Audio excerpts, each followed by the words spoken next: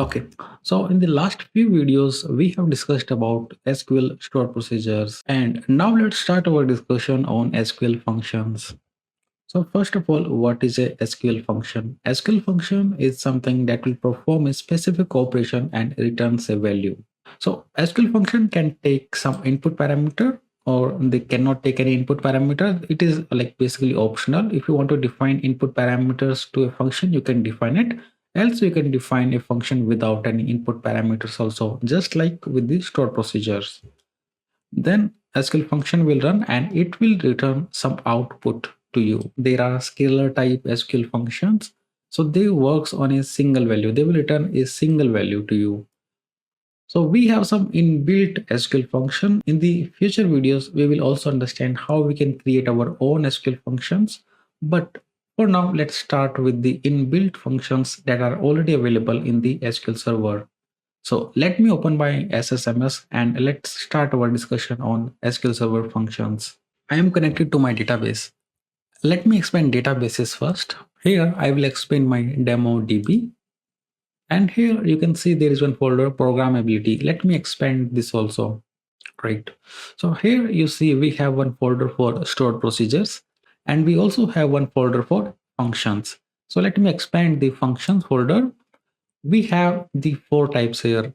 System defined function. So these system defined functions are available in this folder. So all the functions which are inbuilt in SQL Server are available in this folder. And we have this scalar valued function. Let me expand this also. And it is currently empty because we have not created any scalar valued function yet. And let me expand the table valued function, that is also empty. So whatever function you will create, either it is scalar valued or a table valued, that will come inside these two folders, right? But for this video, let's focus on the inbuilt SQL functions. So as we were saying, we have this SQL function upper. So as the name suggests, this will change whatever data present inside this SQL function to an uppercase. Let's see this in action. Let me copy this and let me paste it here. So what we are saying select and then the function name. Function name is upper, and then we have these two brackets, right? And then I am passing this hello world string. And finally, I'm selecting this as the result. Let me execute this. I'm getting the hello world in the uppercase, right? So this execution will give us the uppercase output. Let's see some other inbuilt functions. So we have the len function. This basically stands for the length. So if we want to check the length of a particular string, we can use this function. Let me copy this and let's paste it here. So I am executing len function and I'm passing this particular string here. So let's see the length of this string. The length is 12. If I add some characters at the end, let's add ABC and now check the length. Now the length has changed to 16. Now let's look at aggregate functions. Aggregate functions basically works on multiple rows and give us a single output. Let's say I want to see how many employees are available in the employees table. For that, I can use this count function. So let's see this in action. Let me copy this. Let me paste it here. So let's see what I'm doing. I'm saying select count star and select it as total employees. Okay, so this will be the header of the column that we will select, right? And this is totally optional. I can remove this also, so that will also work. Okay, so I am saying select count star from employees. So I want to check how many rows are available in the employees table. So I can select this and I can see there are 4 rows available in my employees table. I can verify this. I can do select star here and execute this now. You can notice here I have 4 records in my employees table. So this is how we can use count function in SQL Server. One more function, we have average function. So this will basically find the average of a column. So if I want to see the average salary in my employees table, so I can simply run this particular query. Let me paste it in my SSMS. And here, let's see what we are doing. We are saying select AVG. AVG means average. It will return the average. Average of what? Average of salary. So this will basically calculate the salary and find the average salary that is present in this table. Let me execute this. Okay. So this is the average salary of the employees. And I can include where clause also here. Like if I want to see the average salary in the IT department, so I can simply add where department is equal to IT. So this will give me the average salary within the IT department. So I will execute this, and this is the average salary of the IT department. Now let's move on and see some string functions also. String functions will help us in manipulating the string. Let's see the first one, that is concat. This will basically perform the concatenation. So if we have multiple strings, hello, and then we are concatenating, and then we are appending space, and then the world. So I want to concat these three strings into one. For that, I can use the concat function. So let me copy this and let me paste it here, and let's execute. So what has happened here? It has combined all these three strings and bring it into the one single string. So basically concat can take any number of parameters. So I can specify like 2 here. And if I execute this now 2 is also appended in this string. So we can pass as many argument as you want to pass in this function.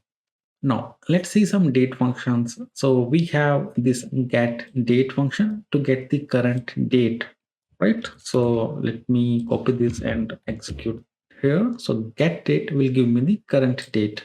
So this is the current date, and it is also giving me the current time as well. And we have this date difference. If I want to find the difference between two dates, I can use this date diff function.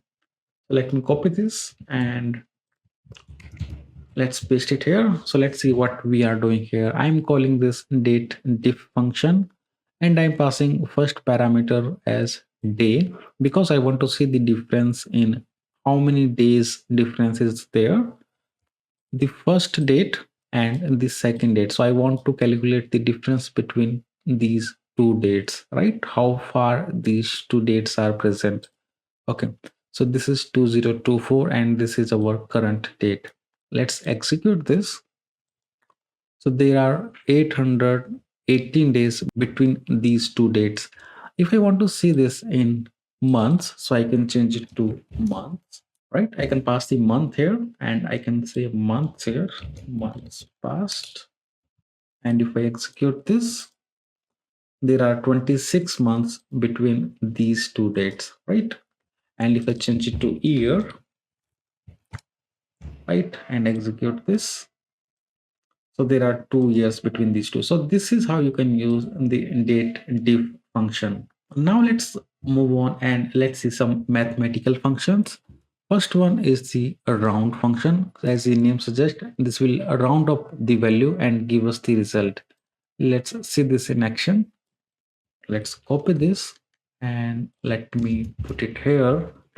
And let's see this value. I have this 123.456. And the second parameter, I am passing it as 2. So what will happen? This will round up this value to the 2 decimal points. So when I will execute this, I will get this 460. And it has removed whatever present after 2 decimals. It has bring that to 0 and it has rounded up this value here. Okay. So if this value was, let's say, 2452, and if we execute this, then it became 2450, right? So it is able to round off the values.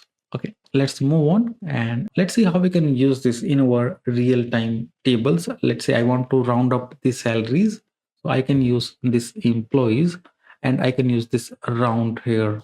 So let me copy this, let's paste it here. So I'm saying select name, and I'm selecting the name in uppercase also. Then I'm selecting the salary, and finally I'm selecting the rounded salary. Okay, so I'm passing the salary as the input, and the second one is 0. So I'm rounding up to the 0 decimal points. Okay, let me execute this. Okay, so we are not seeing any difference between these two columns because the actual salary itself is not having any decimal points. But let me update the salary. So I'm updating the salary here. I'm updating my employees table. I'm setting the salary is equal to 50,000.80, where the name is Alice. So let me execute this. Okay, now let's see the data once. So the salary has been updated to 50,000.80. Now let me execute my query again. Now you see the difference. We have the salary as 50,000.80, but the rounded salary is coming as 50,001. The rounded value, so the 0.80 is rounded off and converted to the 1. So this is how you can use a round function in SQL Server. Okay, so the benefit of using SQL function is it will simplify our queries. It will improve the readability. It will reduce the repeated logic.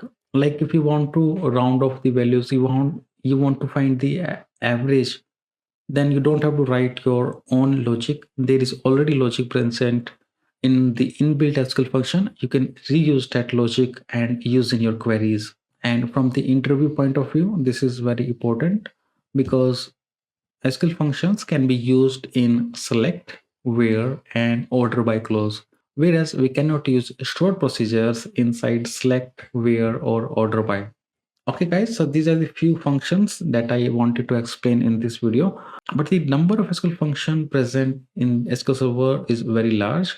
You can go to any online search engine and you can search for SQL functions, and you can look for W3 School's website. You can open this, and here you will get the complete list of SQL functions that are available for us to use. Like we have this format, we have left, length that we have seen in this video, right? So we have trim function to trim the leading spaces. Let's see this in action in SSMS. Let me copy this and let me put it in my SSMS. Let's see what we are doing. So I am passing this SQL tutorial string here, but there are spaces in front and in the back. But when I execute this, I will get SQL tutorial. There are no spaces here because spaces are trimmed by this trim function. Okay. So you can visit this link here. I will also provide this link in the description below so you can check it out. So here is the complete list of functions that are available. So like it has also categorized this. So we have these string functions, then the numeric functions, then the date functions, advanced functions are also there. We have cast to convert one data type to other data type. We have convert is null. Is null we have seen how we can replace null values. We have seen callis function earlier, like how we can use callis function and get the not null values.